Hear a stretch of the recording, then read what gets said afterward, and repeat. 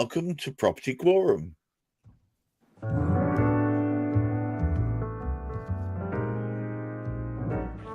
And as usual, here we go again, the gruesome foursome, something like that. Property Quorum. Every Thursday, we try and make sense of the craziness of the property market. So I see we're already being attended by a whole bunch of people online. Thank you very much for that. Let me go through the Hamish McLay, of course, Search and Convey, Juliet Baboolal of gunnercooke, Chris Gilsenan of Root Home, and today's special guest. I mean, he's special because he keeps turning up like the original Bad Penny, Silas Lees of Wiggy Wham. You'll notice the keener-eyed amongst you that he often pops up on our Friday show, Cladding Matters, and there's a good reason for that. Today's topic, as per usual, is fairly directed to the point. How the hell do you know what you're buying? Hamish, as usual, I'm going to throw you straight under the bus. How in heaven's name do any of us know what we're buying? Well, I would have hoped through my history and my experiences of work that I've done in the past that I would have known what people were buying by carrying out a local authority search. But the reason for this current topic, because that does not give you the information that you fully require to know that you're going forward with the right sort of detail. And it is how much further you need to dig. And I think this is why it's so useful having experts on board that we have around us today, who've been involved in so many different transactions in so many different sort of ways. We know from Chris, he's had to look at different properties he's been working on. Silas has been involved with so many different activities around property. And Juliet, of course, she's having to look at the legal aspect and the risk element of all of these properties.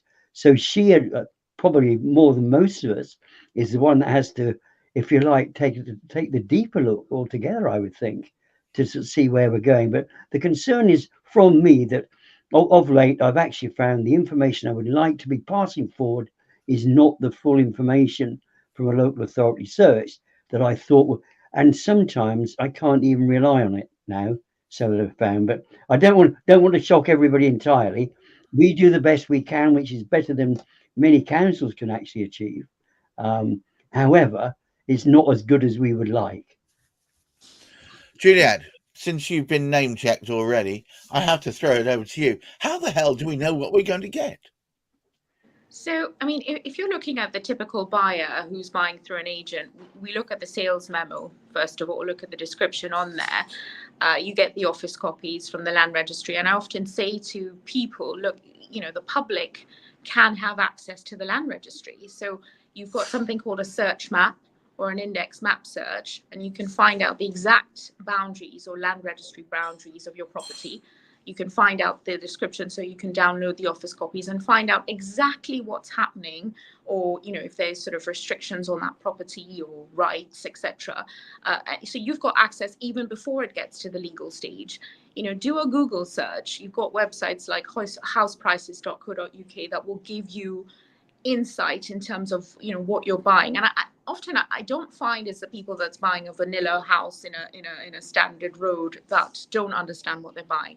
It's the ones who are sort of potentially buying a lease somewhere or a plot of land, and that's been carved out of another piece of land, or it's not yet registered, that often don't understand. And that's where, again, as lawyers, that's where we come in to itemize and outline for you exactly what it is you're buying. I had a situation where someone bought an ex-council block, a flat. They were an ex-council tenant. They'd been living there for years, and they'd been using a room which actually did not belong to that property, but they assumed that it did. So it wasn't on the sales memo. There was a memo, there was a plan. They had no idea. And then what happened was, after they bought the property, they got a letter of restraint or some sort of injunctive letter saying you can't use that room anymore, after they bought the property, and they assumed that was theirs. And they looked at the plan, the lease plan and the actual deeds, and it didn't belong to them. So often it's important to communicate with your lawyer, because your lawyer just sees what there is on paper. We don't actually physically inspect, which is also why it's important to have a valuer on site. and to give you a full-fledged, a full-blown valuation so that you do understand what it is you're getting yourself into. So is it marketers screwing it up for everyone once again?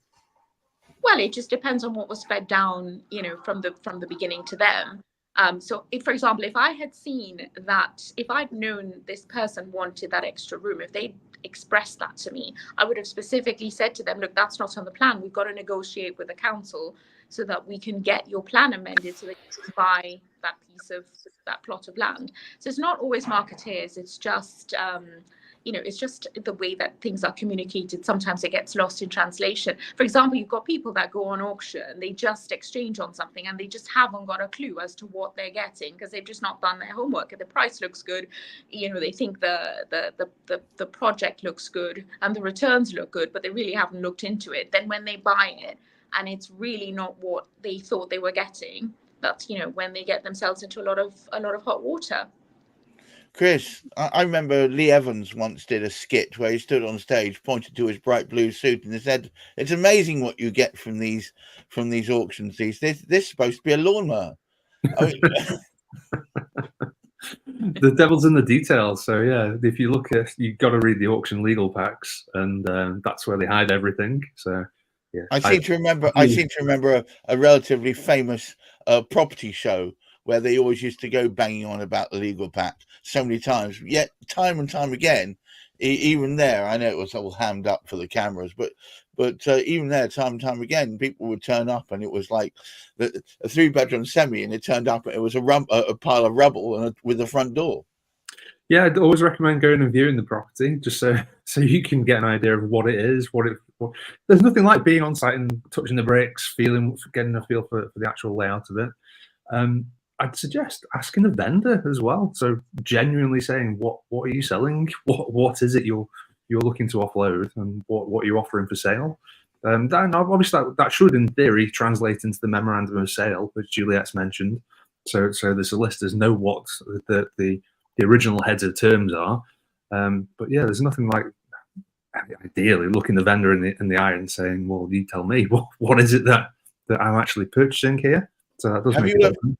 Has it ever happened to you that you've briefly seen it, assumed it was one way, and then perhaps have turned up to site and realised it's something slightly, if not rather different from what you expected? It happens more often than you'd expect. Yeah, so plans are wrong, all sorts of information are wrong, and all the agents will do is put a little strap line on the bottom, basically errors and omissions accepted. So it's up to you to go and validate the information, really. And obviously the story does not end there. So Juliet's mentioned all the people that we get onto site. So a surveyor, going to get a surveyor to go and inspect what it is. Juliet will be able to pull all the land reg details as well. Any existing plans, they're always very helpful. So certainly on leasehold projects where there's been redevelopment, there should always be a set of plans. So it should be quite clear what is being purchased. But yeah, you need the team members to go and actually inspect it and tell you what it is and what you're expecting, and whether your expectations align. Silas, welcome. In this day and age of obvious data clarity, it's so easy just to jump online and check stuff. And why don't we always know what we're going to get? I think that's a great question, Gareth, and this opens up so much to do with property buying and selling. And this is why I'm a massive advocate for upfront information in a property transaction. I personally have bought a lot of stuff at auction. And one of the things I do like about it is the fact that you do have that auction pack and there's some relative amount of transparency in the auction pack as to actually what you're buying. As Chris quite rightly says there's a lot of caveats there, but I've also known it on the other side where we've been involved in property sales as an estate agent on a £500,000 house, and it's fell through right at the very end because people have fell out over a pair of curtains. Okay, because I've come across that sort of shenanigans before. It's like, I think that in my heart of hearts, is it that they were looking for an excuse to exit and they were just using that to hang their hat on, as it were? I've certainly been on the end of the phone call when you've had the heightened emotions of the buyer accusing the seller of being an outright liar and God knows what else. This is the sort of element of human nature, and this is why I can't understand why in 2024 we're still in a process of buyer beware, even though material information is now law, it is now in legislation, that all of this information should be provided up front, which gives greater transparency. So we ran some numbers literally yesterday with the team, and out of all, 1 in 3 sales fall through. Okay, now we reckon about 30% of those sales that fall through are because there is a change of mind, a change of heart, as you quite rightly say, Gareth. But the 70% that fall through is as a result of some missing piece of what would be classed as material information not being present in the decision-making process right at the start. And therefore something came to light, either through the solicitor, the surveyor, mortgage broker, whatever it might be, that then causes the sale to fall through. And that's involved thousands of pounds worth of cost to the buyer, thousands of pounds worth of cost to the seller in legal fees to get to that point where everybody just goes, I've had enough, I'm walking away. And it's madness when the estate agent's fee is on the line, the solicitor's fee is on the line, the buyer's hopes and dreams are on the line, and it all falls through at the last minute. I mean, that is maddening to be in that sort of situation at this point in time. Juliet, it behooves the question, how does one protect oneself against this kind of madness? Well, I think communication is absolutely key. You've got to communicate to, all the parties involved, what it is that you think you're purchasing. So, I don't tend to sort of berate people within my profession, but if you're going to a conveyor belt type firm, you're going to get what you're paying for. Okay, for me, I tend to act for lenders, and I often say to people, don't try to trick me out and not tell me, because I will find out, and at the end of it, it may cause the thing to abort, which is exactly what Silas is saying. At this point in time, if there's an issue, for example, we've got things called flying freeholds. There's some people that are a bit antsy about it because of the reparation rights and things, but we'll find out from the plans anyway. We'll find out if there is covenant. So communicate, disclose the information. There's no property in England and Wales that's gone, vacant or derelict because something can't be done. There's always a solution, whether it's indemnity insurance or getting a restrictive covenant released or varied. If property doesn't have rights of access, all sorts of things that we can do to fix it. So my point is, again, choose the right professional, choose the right lawyer. But if you're aware of something, for example, and this goes out to the sellers, if you're aware of a problem, that should be disclosed to the buyer or to the buyer's parties, disclose it. Because in this day and age, if you fail to do that, you run the risk of having a misrepresentation claim against you. And you run the risk of the buyer just saying, look, you've been honest with me and upfront with me. I don't want to, I don't want to purchase this anymore, so that the transaction goes abortive. Hamish, is it often that people find themselves in the circumstance where they're thinking that people just not being truthful with me? You'll need to unmute yourself, sir.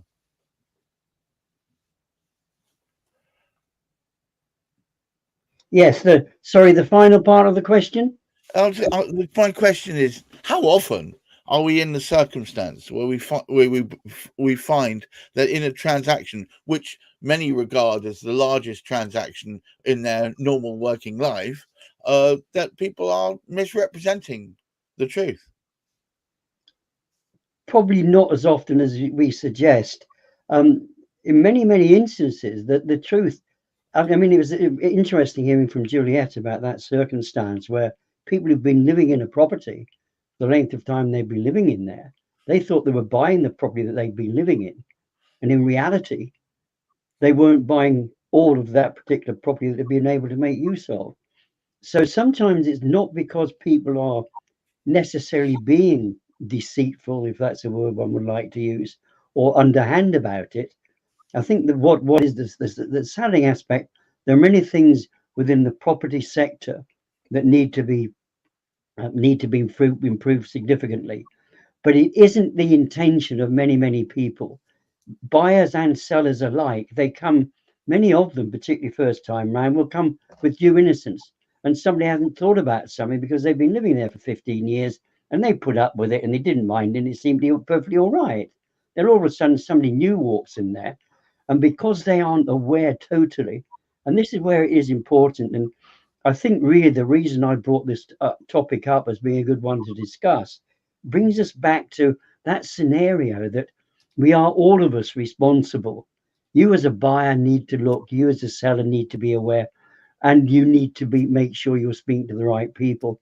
And I think everybody on here, and it's very easy for us to be able to say it, we're trying to impart some information. Hey, look, get guidance from people who know what they're talking about. A surveyor knows a darn sight more than an estate agent does about the property you're about to buy.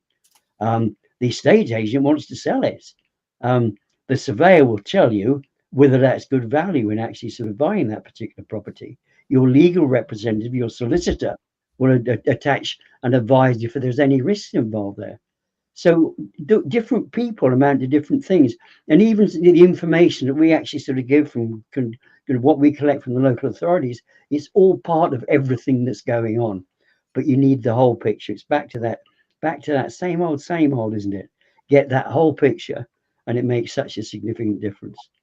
I think probably the byword for today is getting, or the bywords for today, get the whole picture. Don't be satisfied with just the picture of the frontage. I think Chris told me a story of once where it would, you end up just buying the frontage and behind it there was literally nothing. Is that right?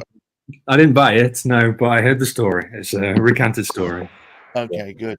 So, look, all it remains for me to say is thank our usual suspects, Hamish, McLay of Search Convey, Juliet, Baboolal of gunnercooke, and Chris Gilsenan of Root Home, and our special guest, Silas Lees of Wiggy Wham, who you'll see probably turning up once again on Cladding Matters on Fridays. But until next time, guys, don't always take what you see as what you're going to get just from the documents. Go and feel it and touch it and be there and satisfy your own senses that you're actually buying a duck and not a turkey. Until next time I see you, please keep your feet on the ground, but keep reaching towards the moon and the stars and so on. Look after that mental health. Bye bye now.